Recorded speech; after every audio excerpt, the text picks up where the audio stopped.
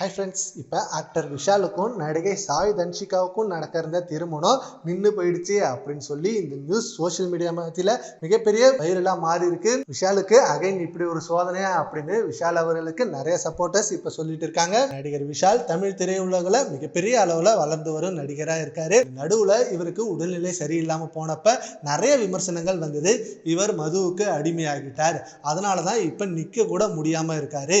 இவர் மிகப்பெரிய நடிகர் ஆவார்னு பார்த்தா இப்ப இவர் மதுவுக்கு அடிமையாகி அவர் உடலை இப்படி கெடுத்துட்டு நிற்கிறாரே, இதனாலதான் அவருக்கு திருமணம் ஆகல அப்படின்னு சொல்லி ஏகப்பட்ட விமர்சனங்கள் வந்தது.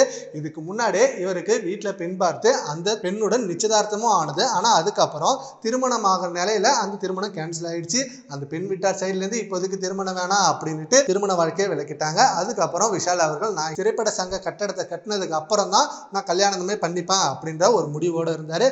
அண்ட் அதுக்கப்புறம் சடனா ஒரு சர்ப்ரைஸா சாய் தன்ஷிகா ஒரு பிரஸ் மீட்ல நானும் விஷாலும் லவ் பண்றோம், ஸோ 2 வருஷமா நாங்க ரிலேஷன்ஷிப்ல இருக்கோம், சீக்கிரமே நாங்க கல்யாணம் பண்ணிக்க போறோம் அப்படின்னாங்க. அவங்க சொல்லி ஒரு 2 or 3 மந்த்ல நிச்சயதார்த்தமும் நடந்தது. ஓகே, இவங்களோட திருமணம் சீக்கிரமே நடக்க போகுது அப்படின்னு சொல்லி பார்த்தா 1.5 year ஆகிடுச்சு. இப்போ வரைக்கும் திருமண அப்டேட் எதுவுமே இல்லை.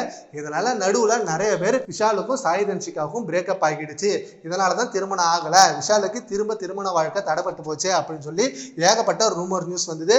அந்த ரூமர் நியூஸ் வந்தப்ப சாய் தன்ஷிகா அவங்களோட பேஜ்ல விஷால் அவர்களும் இவங்க சாய் தன்ஷிகாவும் வெளில போற மாதிரியான ஒரு வீடியோ எடுத்து போட்டிருந்தாங்க. ஸோ என்னோட லைஃப் பார்ட்னர் இவர் தான், எங்களோட திருமணம் சீக்கிரமே நடக்க போகுது, வர ரூமர்ஸை யாரும் நம்பாதீங்க அப்படின்னு செம்மையான பதிலடியோட அந்த வீடியோ கொடுத்திருந்தாங்க. அண்ட் இப்பவும் திரும்ப இவங்க 2 பேருக்கும் பிரேக்கப் அப்படின்னு சொல்லி ஒரு விஷயம் போயிட்டு இருக்கு. அண்ட் சீக்கிரமே திருமண தேதியை அவங்க அறிவிக்கணும் அப்படின்னு அவங்களோட ரசிகர்கள் கேட்டுட்டு இருக்காங்க. இதை பத்தி உங்க ஒப்பீனியனை நம்ம கமெண்ட் பாக்ஸ்ல கமெண்ட் பண்ணுங்க. Thank you friends.